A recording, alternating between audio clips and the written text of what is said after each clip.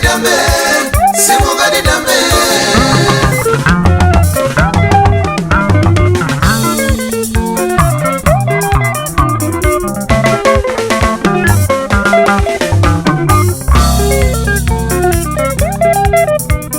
Ndati ama yangu siana nazo zekufunganya, kufunga rafu, kufunga nyofu, kufunga rafu, kufunga nyofu. Simungaditambe, simungaditambe.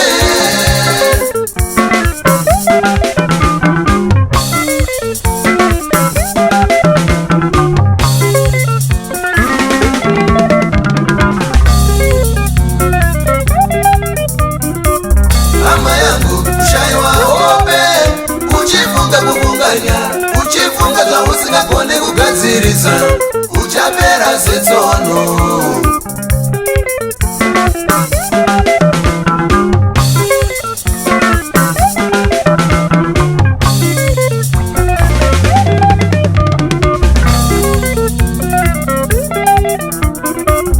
Ama yangu shino basirei, kufunga kufunganya, uchifunga za usingakone kugadzirisa, uchapera mafuta kuita mombe dora.